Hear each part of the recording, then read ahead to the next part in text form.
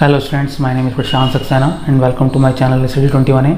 आज मैं आपको कराने वाला हूँ क्लास 9th के एक्सरसाइज 10.5 चैप्टर सर्किल की जो एक्सरसाइज 10.5 है उसके क्वेश्चन कराने वाला इस वीडियो में।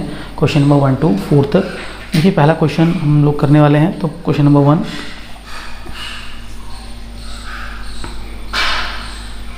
ये क्वेश्चन मैंने बोर्ड पर लिख दिया है। तो लिखा है in figure ABC are the 3 points on a circle with center O such that BOC is equal to 30, AOB is equal to 60 degree. If D is the point on the circle other than the arc ABC, एक D point है, दूसरी arc पर दूसरा point है, तो आपको बताना है एंगल ADB। तो देखिए ऐसे डायग्राम से समझेंगे ज़्यादा बेटर रहेगा। तो हम एक डायग्राम बना लेते हैं। देखिए कैसे, एक सर्कल ड्रॉ कर लेते हैं पहले। तो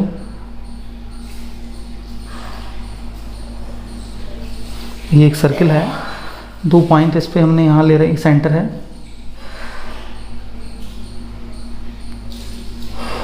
इस तरह से, और एक पॉइंट है D अदर देन। दूसरा पॉइंट कौन सा है? D। इस तरह का एक डायग्राम बन रहा है जिसमें इन्होंने कहा है कि एक पॉइंट, एक फिगर है जिसमें ABC are the 3 points ABC। तो अगर ये A है, यहाँ पर भी एक पॉइंट हम ले लेते हैं, दूसरा पॉइंट B, और यहाँ पॉइंट ले लिया हमने C। This is the centre, और इस पॉइंट को मिलाते हुए भी हम एक लाइन ड्रॉ कर देते हैं। तो क्वेश्चन में कहा गया है कि एंगल AOB कितना है? 60 डिग्री। दैट मीन्स ये वाला एंगल कितना है? 60 डिग्री। दूसरा कहा गया है एंगल BOC कितना है? ये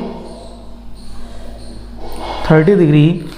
if D is the point on the circle other than the arc ABC, नहीं इस वाली आर्क पे नहीं, बाकी जो बचे हुए पोर्शन कहीं पे भी हो सकता है। तो हमने यहाँ ले लिया पॉइंट D, कहीं भी ले लीजिए, एक ही बात आएगी। Then find the value of ADC। आपको वैल्यू फाइंड करनी है ADC की, यानी आपको ये वाला एंगल फाइंड करना है।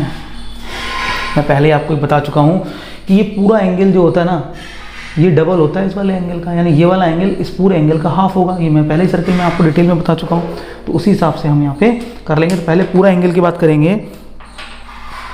देखिए सॉल्यूशन गिवन है, angle AOB is equal to 60 degree and angle BOC is equal to 30 degree. ये दोनों ही कंडीशन क्या है? गिवन कंडीशन है।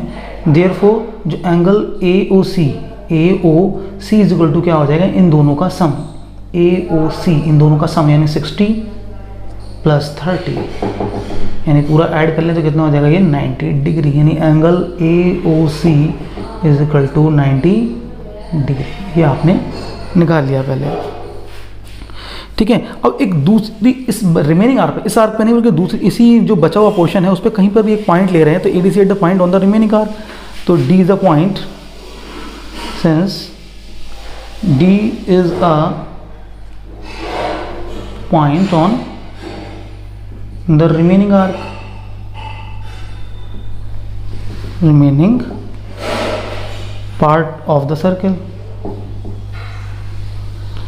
पार्ट है। तो आपने पढ़ा था कि जो एंगल ADC होगा वो यहाँ वाले, ये जो पूरा एंगल बन रहा है ना, इसका हाफ होगा। ऐसा पढ़ा था आपने कि ये सेंटर पे बना जो एंगल होता है इस वाले एंगल का डबल होता है। ऐसे पढ़ लें कि ये वाला एंगल सेंटर वाले एंगल का हाफ होगा।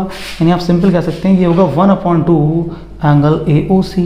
तो 1/2 AOC आपने निकाला है अभी 90 डिग्री, यानी ये एंगल कितना आ जाएगा? 45 degree. This is the right answer, ठीक है। हम वीडियो को पॉज करके क्वेश्चन को नोट कर लेंगे। हम करते हैं नेक्स्ट क्वेश्चन, क्वेश्चन नंबर 2। मैं इसे रफ कर देता हूँ।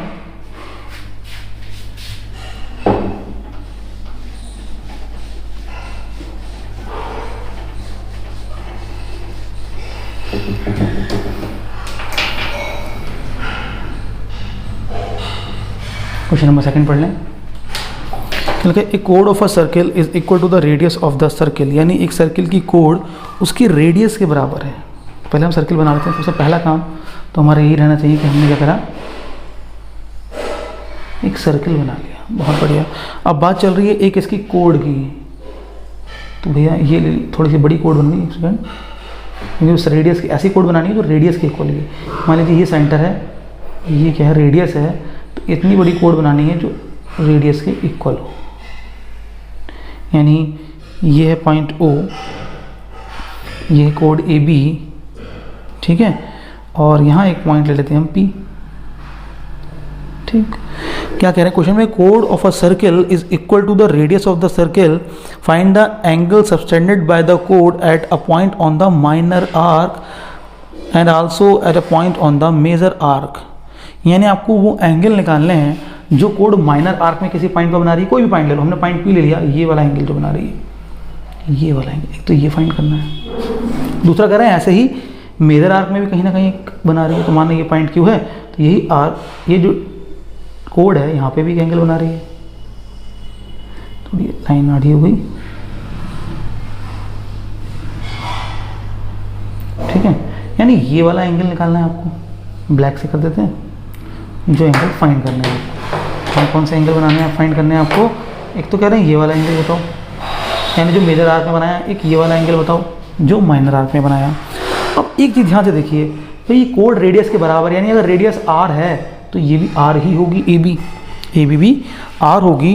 तो पहले जो हमें फाइंड करना है वो लिख देते हैं पहले, तो बाकी देखते हैं। पहले टू फाइंड क्या करना है, हमें जो फाइंड करना है वो है एंगल ए क्यू बी, और दूसरा हमें फाइंड करना है एंगल ए पी बी। दो चीज़ें फाइंड करनी है। अब हम देखते हैं गिवन क्या क्या है। गिवन है कि ओ ए इज इक्वल टू है ओ बी, ठीक है, ये क्या है रेडियस।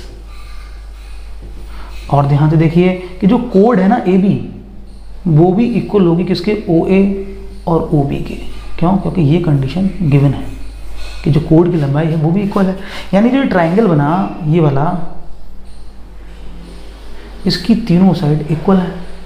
वो जो ट्राइंगल बनना है इसकी तीनों साइड क्या है, इक्वल है, यानी ये इक्विलैटरल ट्राइंगल है। और आपको पता है इक्विलैटरल ट्राइंगल के तीनों एंगल 60 के होते हैं, यानी ये एंगल कितना होगा 60 डिग्री। कितना होगा 60 डिग्री, ये भी 60 डिग्री और ये भी 60 डिग्री। देयरफॉर अब क्या कह सकते हैं, triangle A O B is equilateral triangle.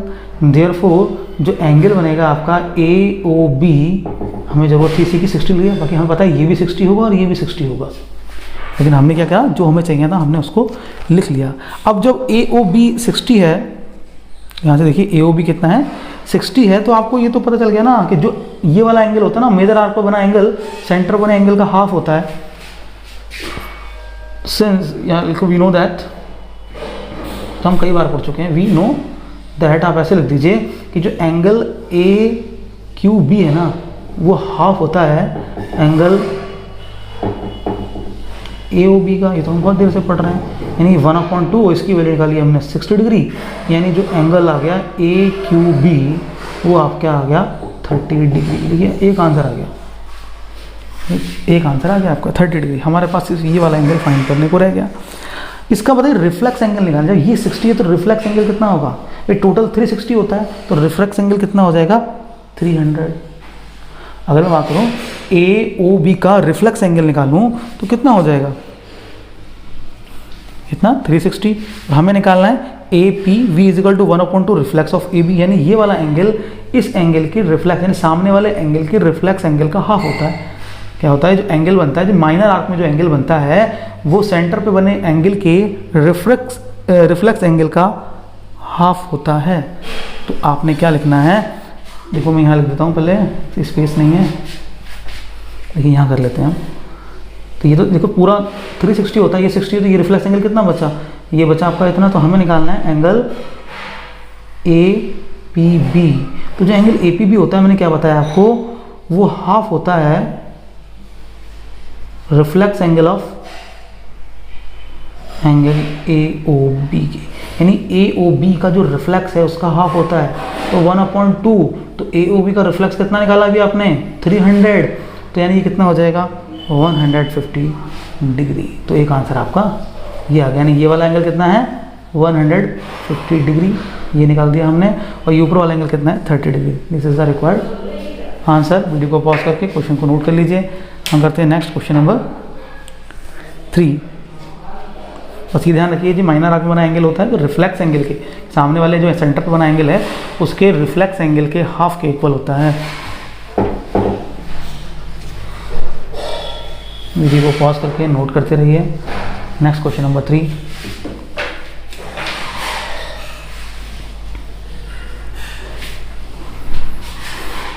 Question पढ़ लें। इसके लिखा है इन फिगर। अब जो फिगर की बात चल रही है तो पहले तो हम जो फिगर दिया रखा है वही बना लेते हैं।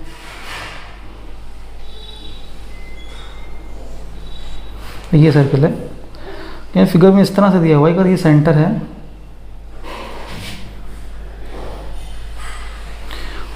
तो ये है पी ओ आर, इनको एक लाइन से मिला दिया है, ठीक है। तो यहाँ एक पॉइंट ले लिया है क्यू, इसका एंगल कितना है 100 डिग्री, एंगल कितना है 100 डिग्री, ठीक है ना। ये डायग्राम में क्वेश्चन में गिवन है। फिर पूछा क्या है आपसे, पूछा गया है कि where P Q R the point on the circle, P Q R सारे कहाँ हैं, सर्किल के सर्कमफ्रेंस पर हैं, वे centre O, find the angle O P R, आपको निकालना है ओ पी आर, यानी ये वाला एंगल आपको फाइंड करना है। भाई आपको एक चीज़ पता होना चाहिए, ये भी सर्किल की रेडियस है और ये भी सर्किल की रेडियस है, यानी इसके सामने वाला एंगल ये, इसके सामने वाला एंगल ये, दोनों क्या होंगे भाई, हमें निकालना ये है, लेकिन हमें ये पता चल गया ये दोनों होंगे इक्वल।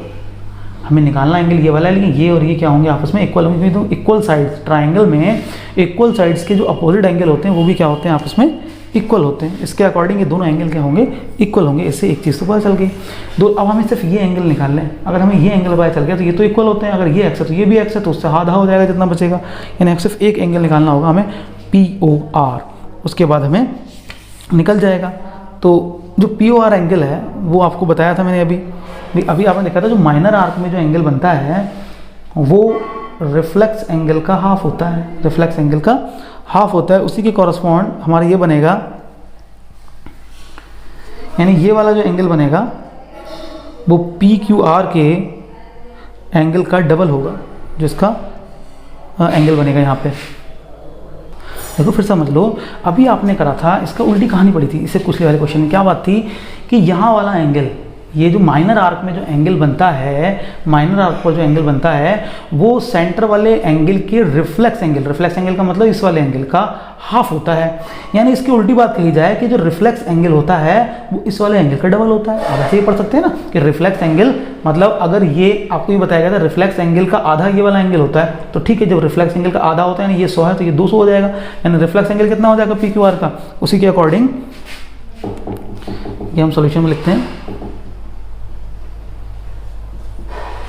जो आपने अभी थ्योरम पढ़ी थी उसके अकॉर्डिंग अभी क्या बन जाएगा, ये देखो गिवन है, since P Q R is equal to कितना दे रखा है 100, ठीक है, एंड हमने लिख दिया ओ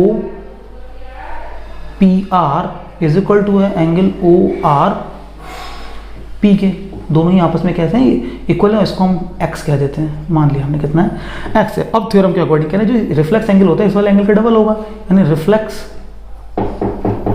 एंगल ऑफ कितना, एंगल पी ओ आर का जो रिफ्लेक्स एंगल है वो 2 into angle of P Q are, यानी वो 100 है तो ये कितना हो जाएगा भैया 200 हो गया।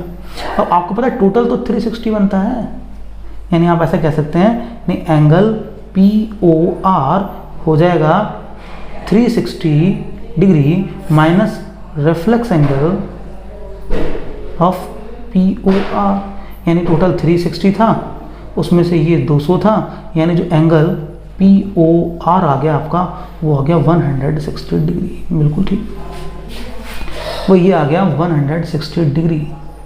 थोड़ा मार्कर मोटा चल रहा है इसलिए ये वाला एंगल कितना आ गया 100। अब तीनों एंगल का जो कितना होता है, तीनों एंगल का जो सम होता है ट्राइंगल में, जो ट्राइंगल पी क्यू आर की बात करें तो उसमें क्या होता है एंगल पी ओ आर, यानी ये वाला एंगल, बाकी ये और ये दोनों इक्वल है, यानी x प्लस एक्स, तीनों का सम कितना होगा 180 डिग्री। अब ये आपका 160 इसको उधर ले जाते हैं, यानी 2x इज इक्वल टू कितना हो गया 180 माइनस 160, यानी 2x इज इक्वल टू हो गया 20, यानी x इज इक्वल टू आ गया 10 डिग्री, यानी अब जो आपका एंगल है ओ पी आर वो कितना है 10 डिग्री है। This is the required answer. देखेंगे नेक्स्ट क्वेश्चन नंबर 4, वीडियो को पॉज करके क्वेश्चन को नोट कर लीजिए। करते हैं नेक्स्ट क्वेश्चन नंबर 4, मैं इसे रफ कर देता हूँ।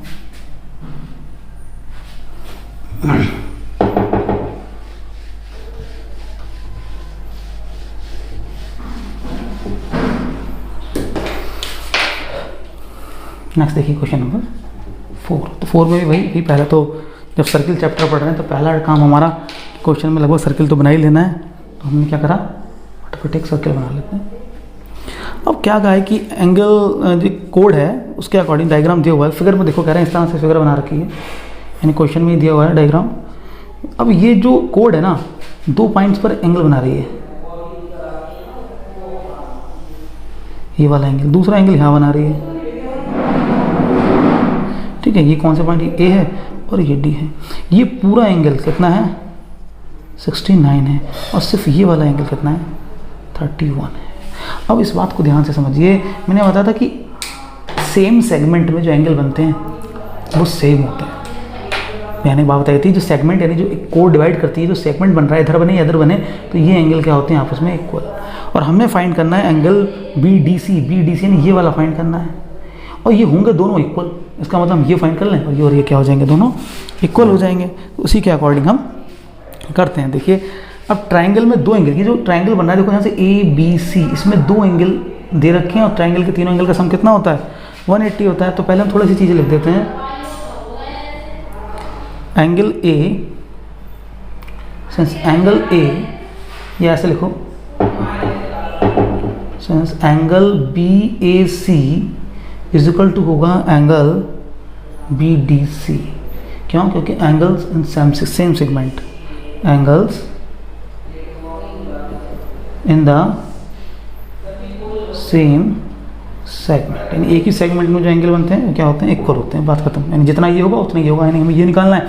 अब बात करें हम इन ट्राइंगल बी ए सी में, तो ट्राइंगल के तीनों एंगल का सम कितना होता है 180 होता है, यानी angle A B C plus angle B C A plus angle B A C, इन तीनों का टोटल करें तो कितना होगा 180 डिग्री। ये है 69, ये है 31 और ये हमें प्लस कर लिया, एंगल बी ए सी निकालना है कितना है 180 डिग्री, यानी angle B A C is equal to हो गया 180 डिग्री। इसको इधर लाइए, मैंने 70 और 30 कितना हो जाएगा 100, यानी angle B A C is equal to कितना आ गया 80 डिग्री। यानी भैया ये 80 है तो ये भी क्या होगा 80 होगा, यानी देयरफॉर आप क्या लिख सकते हैं angle B D C is equal to 80 degree, जो आपसे पूछा गया है। तो भाई वीडियो को पॉज करके क्वेश्चंस को नोट कर लीजिए। Thank you students. साथ के साथ नोट जरूर करते जाइएगा, नोट नहीं करेंगे तो कोई बेनिफिट मिलने वाला नहीं है। अच्छे से रिवीजन कीजिए।